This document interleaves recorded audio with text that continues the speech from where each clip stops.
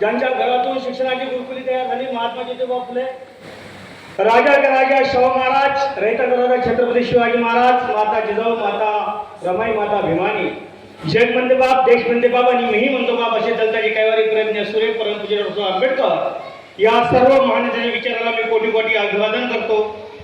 आजचा हा प्रोग्राम सर्व धर्मीय विद्या घटस्फोटित व दिव्यांग यांचा वधूवर परिचय मेळावा आहे. या मेळ्यात जे सर्व वधूवर आलेले आहेत त्यांचं मी मनापासून स्वागत करतो आणि या कार्यक्रमाला आवर्जून उपस्थित राहिलेले समाज कार्यकर्ते, नेते, पहिले काँग्रेसमध्ये होते तर बीजेपीमध्ये गेले आमचे मार्गदर्शक व्यंकटरावजी नेमानेवर सर,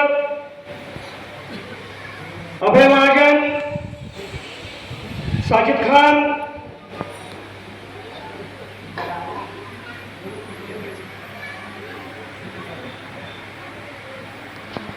मूर्ती सर, नारायण श्रीराम, सौभाग्यवती सागरताई, भाजपा महिला अध्यक्ष आहेत ते सागरताई शिंदे,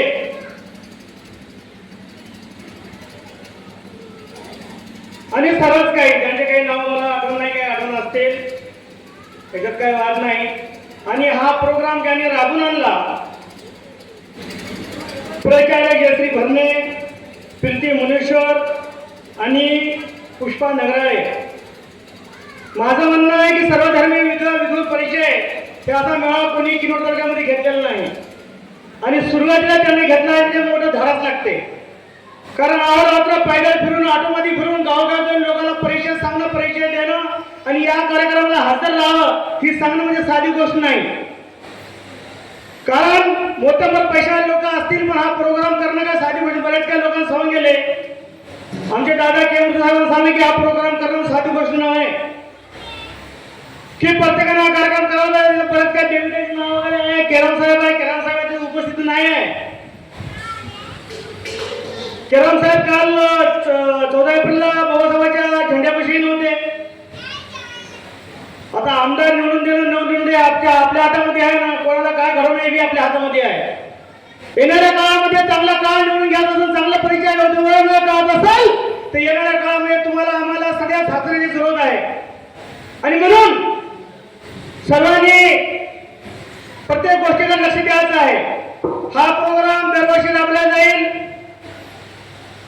जर हा प्रोग्राम दरवर्षी राबवला जात राहील तर सर्वांना अपंग जे आहे, अपंग मुख्य बधीर आहे, लंगडे लुळे आहे, जे घटक प्रसिद्ध आहे, ज्यांचं आता नारायण सांगणे की माझं लग्न केलं असं तर मुली सासू सुनानं वगैरे मला काढून दिला असं.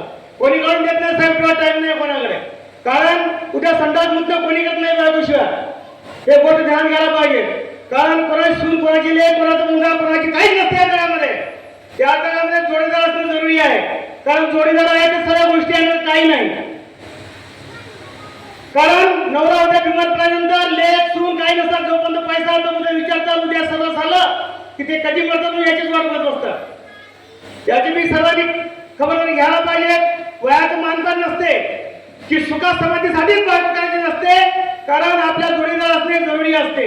या संसारामध्ये जीवन जगणं साधी गोष्ट नसते. कारण सुख आणि दुःख हे दोन नंदी बाजू असते.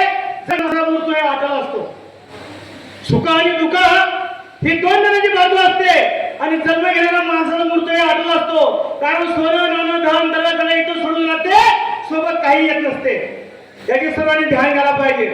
आणि सर्वांनी एवढं मोठं कार्य करणारे ते सर्वात अतिशय गवाची बाब आहे. आणि आता जे सरांनी सांगलं, सरांचं बोलणं काय तुम्हाला कळलं नसेल. कारण आवाज मागपुढे होत होता. त्याचं म्हणणं होतं की महाराष्ट्रात इमारत व इतर बांधकाम कामगार कल्याणकारी मंडळातर्फे बांधकाम कामगारांसाठी विविध योजना राबवल्या जातात. 18 ते 60 वर्ष वयोगटातील बांधकाम कामगारांना या योजनेचा लाभ घेता येऊ शकतो.